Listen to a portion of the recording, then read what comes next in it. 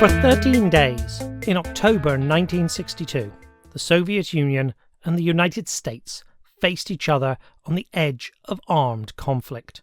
In a secret letter to the American president, Russian Premier Khrushchev wrote, "If you have not lost your self-control and sensibly conceive what this might lead to, then you and I ought not now to pull on the ends of the rope in which you have tied the knot of war." People on both sides believed that if they made the wrong decision, that if the other side misunderstood, that a cycle of escalation might begin which would result not simply in war, but in a nuclear exchange that would end human civilization.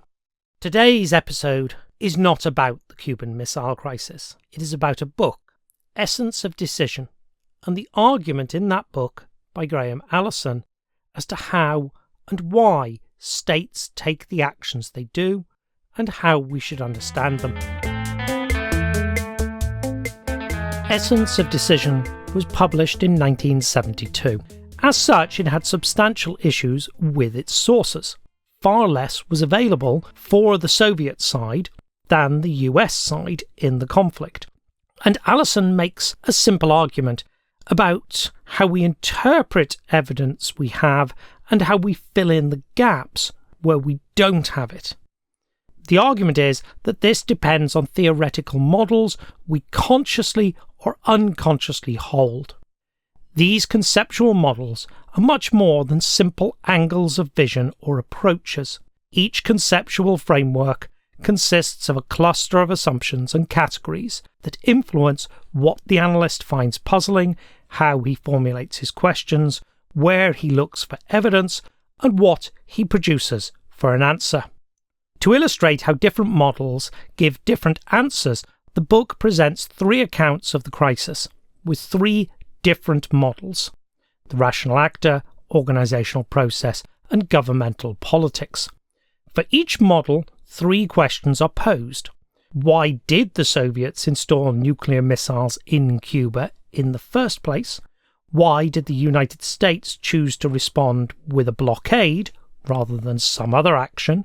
And why did the Soviet Union agree to withdraw the missiles? And for each of the models and each of the questions, Allison is able to show that you get a different answer. And that is pretty much the structure of the book. Three sets of paired chapters, consisting first of a particular model and then of the answers that model would give, theory and empirical data. Let's begin with the rational actor, which Allison assumes is the most intuitive and the one most foreign policy analysts use, and describes as follows. Analysts who think in these categories package the activities of various officials of a national government as actions chosen by a unified actor, strongly analogous to an individual human being.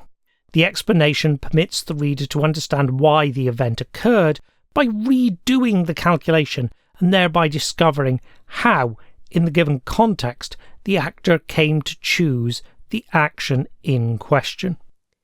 Think of it like this. When you turn on the news and you ask, what does the U.S. want from Russia? Why did the president impose that tariff on that country? You are using the rational actor model. You are trying to work backwards from actions to motivations. And that makes this book immediately interesting and relevant when we think about negotiations between countries today. I'm jumping in to say that because Robert can get a little bit too focused sometimes.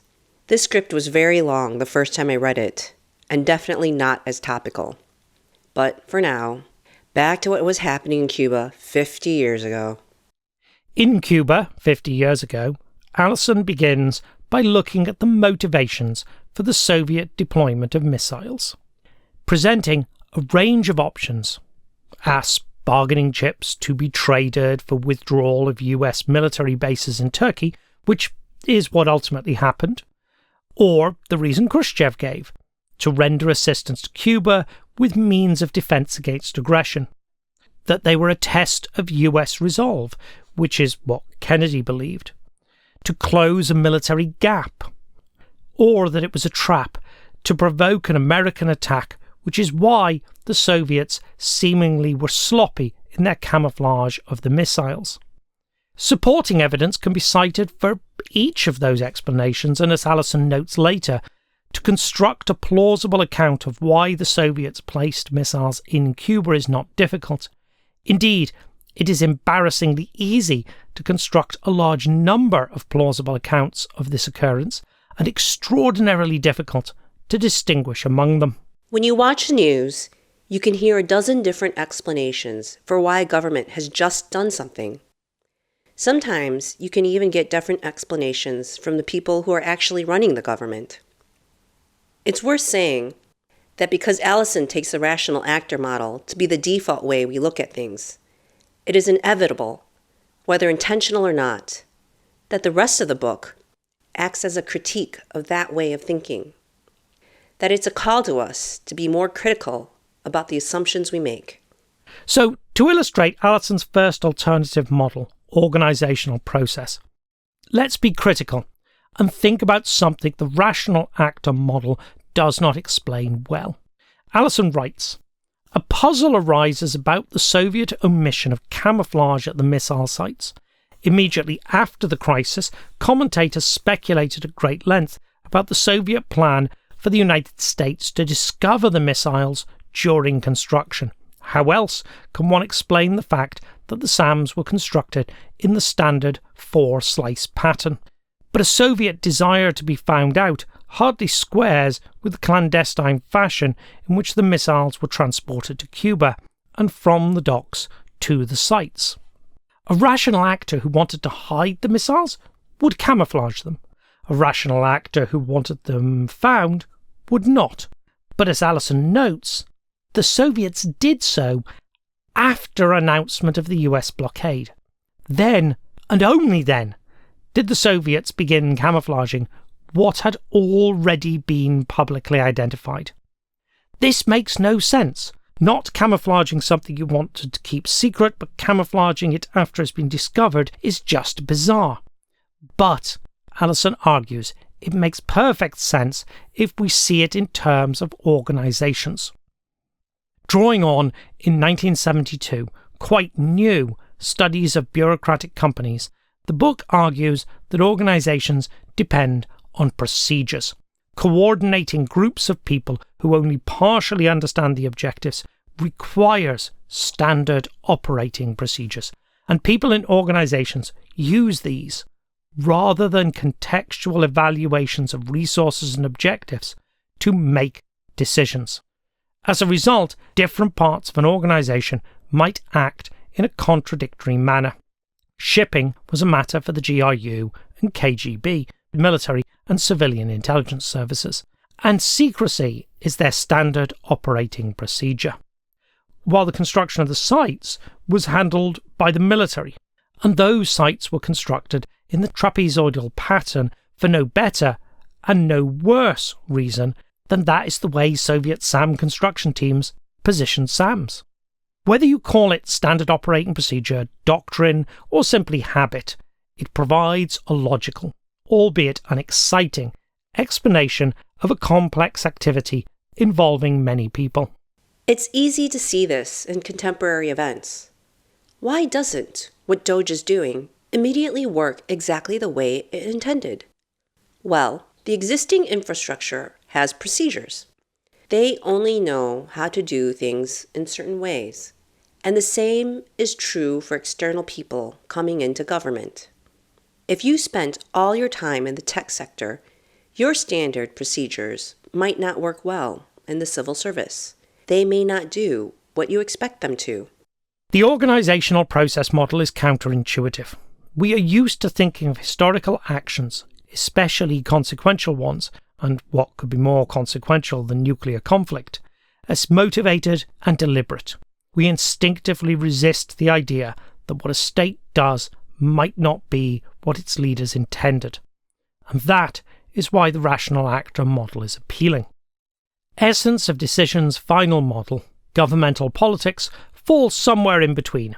It imagines a state as consisting of competing factions, with their own interests, objectives, and incomplete understandings, motivated and deliberate, but no longer unitary. And one of Allison's arguments is straightforwardly that this is just more plausible than a rational actor model. No matter how all-powerful a dictator, the evidence is overwhelming that Khrushchev was mortal, that he had no more than 24 hours a day, that he could attend to only a limited number of the major issues facing the Soviet government, that effective influence over policy was therefore dispersed to various other individuals, both within the Presidium and in the lower levels of the party and the departments, that these individuals initiated many policies and resisted many choices initiated by each other and by Khrushchev. It feels superfluous to point out the parallels with contemporary events.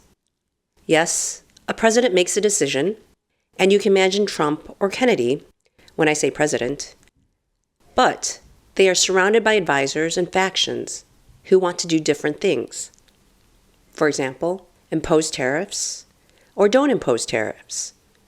And sometimes one faction wins the argument, and sometimes another. And if that is how things work, foreign policy is not going to be coherent or seem like a single rational actor is directing it. When I was a student, I was assigned Essence of Decision as a reading.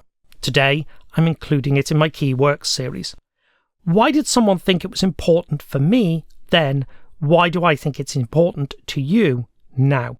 When first published, Essence of Decision made waves, not because the models or the argument that theory matters were particularly radical, but because, as Rourke says, in the study of American politics, there have been very few meetings between theory and data which benefit from the encounter.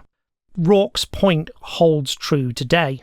The strength of Essence of Decision is that it takes a theoretical position, that assumptions about how the world works dictate the interpretation of evidence, and it illustrates it through concrete examples, drawing on the sort of empirical data that historians who are distrustful of theory are most comfortable with. Today, I'm going to recommend a reading from the original first edition. I think its implicit critique that we too easily allow our assumptions to guide our interpretation of decisions, and we need to reflect more critically on how decisions are actually made, is as important to historians, or, as Issa suggests, to citizens today as it was in 1972. However, I would avoid the theoretical chapters. Allison's prose in those is often quite clunky and hard to follow. And hopefully, as I've just demonstrated, summarising the core argument doesn't take very much time. I would recommend picking a question on installation, the blockade, or withdrawal, and ask students to read and contrast the relevant sections in each descriptive chapter. 10 to 20 pages each, then quite digestible. Ironically, Allison was opposed to this approach, thinking it would just leave a reader wondering about the issues to which the conceptual chapters are addressed. But we don't need to read things the way authors intended, or for the same reasons. When Robert first sent me the script, he was thinking about how he could apply these ideas to ancient and medieval history. It hadn't occurred to him that we could apply this to current events. But it seemed really obvious to me, especially since we had just done the talk on Lichtman, which is why I hijacked things a little. With any book, you are free to draw your own lessons. You are not bound by what the original author thought was important or what Robert thinks is important. That is the whole point of reading it for yourself. For now, thank you for listening.